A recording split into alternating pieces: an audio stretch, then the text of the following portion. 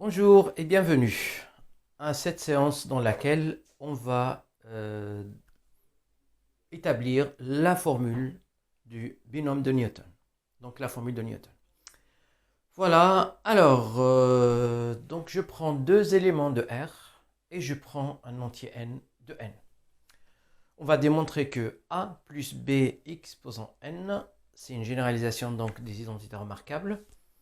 C'est la somme de k allant de 0 jusqu'à n, de k parmi n, a exposant n-1, b exposant k. Voilà, donc on va démontrer ça par récurrence. Donc on a un entier ici qui démarre à partir de n et qui est valable pour n'importe quel n. On va démontrer ça par récurrence. Alors premièrement, la propriété que je vais démontrer par récurrence, c'est quel que soit alors n appartient à n, donc j'ai a plus b exposant n égale à la somme de k allant de 0 jusqu'à n de k parmi n, a n moins k, bk. Alors, première étape, l'initialisation. Alors, pour l'initialisation, je constate que n appartient à n. La plus petite valeur de n, c'est 0. Donc, je dois démontrer que ça, c'est vrai pour 0. Alors, pour n égale à 0,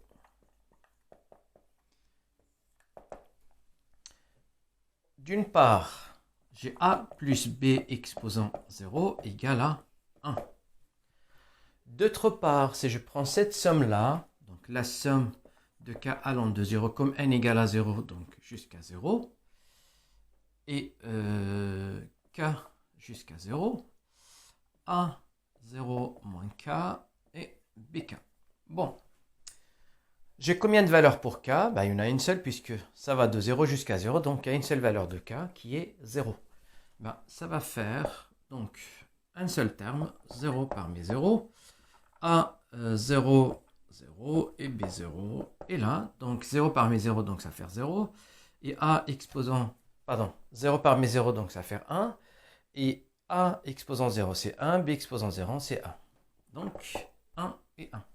Qui veut dire que la formule, elle est vraie lorsque n égale à 0. Conclusion, donc p de 0 est vrai. Alors, deuxième étape, hérédité. Pour l'hérédité, donc je vais prendre un entier n fixé, donc soit n appartient à n fixé, tel que p de n soit vrai. C'est-à-dire, je suppose que pour ce n-là que j'ai fixé, cette propriété, elle est vraie. Et je dois démontrer qu'elle est encore vraie lorsque je passe au rang supérieur, c'est-à-dire à n plus 1.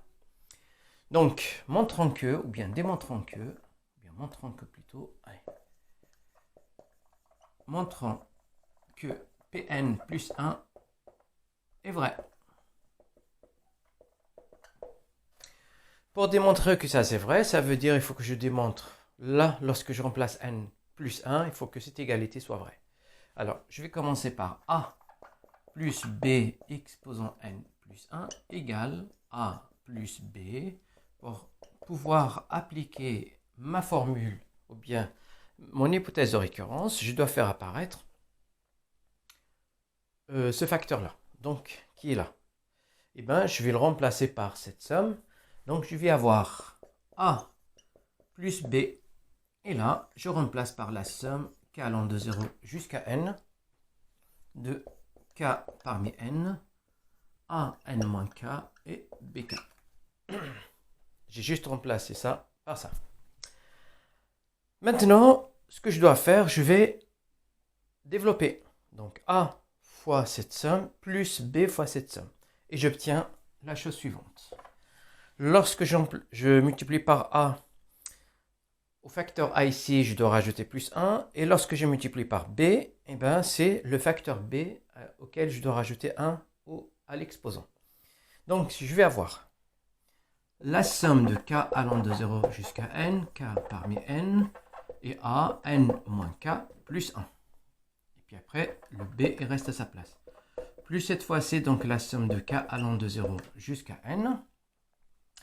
Et là, je vais avoir k parmi n, a, exposant n moins k. Maintenant, c'est à b que je dois rajouter 1 à l'exposant. Voilà, alors ici, j'ai deux sommes. Je vois que les facteurs que j'ai ici, ils n'ont pas vraiment les mêmes exposants. Donc, qu'est-ce que je fais? L'idée, c'est de faire un changement d'indice ici pour pouvoir avoir les mêmes exposants. Donc, pour cela, par exemple, je vais prendre ça ici et je remplace k plus 1. Je vais faire un changement par p.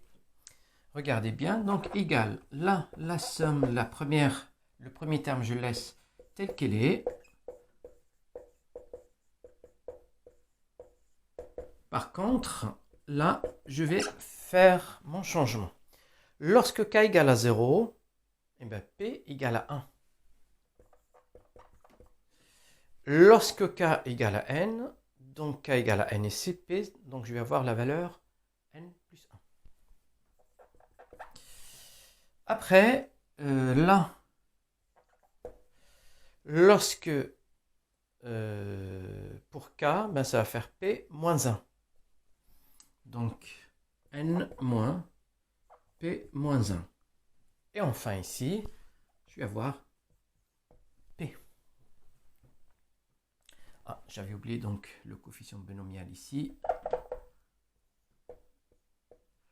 À la place, donc on avait dit de k, c'est p moins 1. Et là, c'est n. Égal. Comme l'indice ici n'a pas, en fait, la lettre qui désigne l'indice n'a pas vraiment d'importance, je peux la remplacer par n'importe quelle valeur. Et pour avoir la même notation qu'ici, ben, je vais la remplacer par k.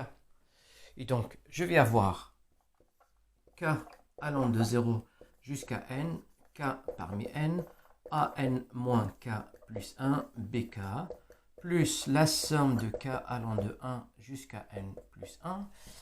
Et là, donc k moins 1, n, a, n plus 1, bon, je vais donc enlever les parenthèses, plus k et b. Voilà, alors là aussi je peux faire ce changement, comme ça on va voir la même chose, plus 1 moins k. Ben, pour ce coefficient-là est le même que celui-là. Donc qu'est-ce que je fais? Ben, je vais, déjà oui, il y a un autre point, c'est que là on démarre de 0 jusqu'à n, mais là c'est de 1 jusqu'à n plus 1.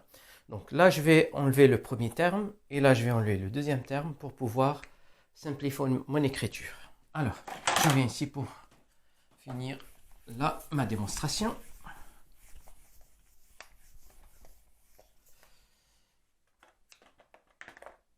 Allez, on y va. Donc là, j'enlève le premier terme. Je vais avoir, alors, égal.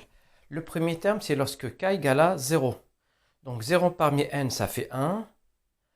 A, donc là, k égale à 0.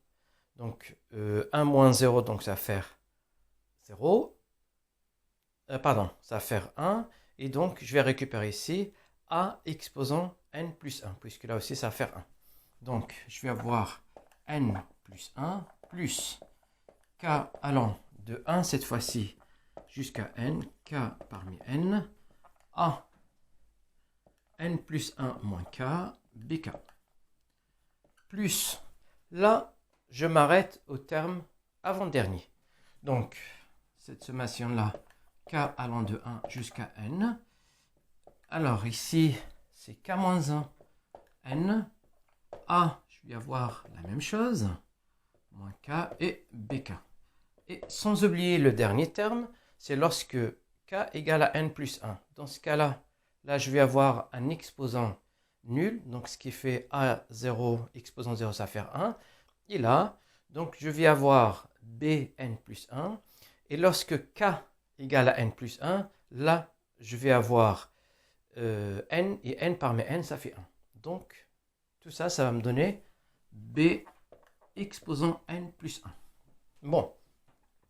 Ensuite, donc là, je vais avoir le premier terme, et là, j'ai le même début et la même fin, donc je peux bien mettre en facteur ce coefficient-là. Donc je vais avoir 1 parmi n, et là, kn, plus là, k-1 parmi n, facteur de a n plus 1 moins k, bk, et plus, enfin, bn plus 1.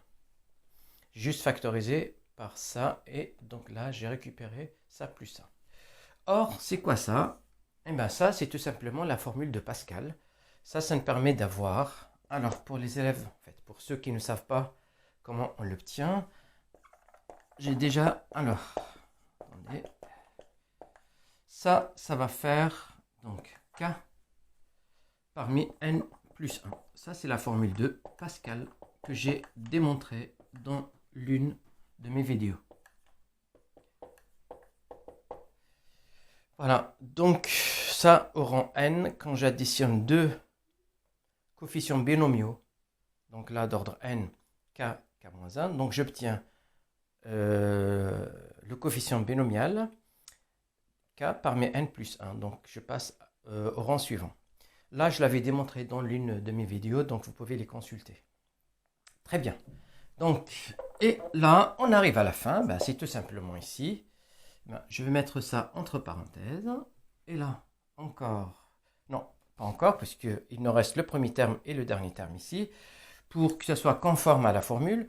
Donc là, je vais mettre ça, que ça fait 0 parmi n plus 1, parce que ça fait 1.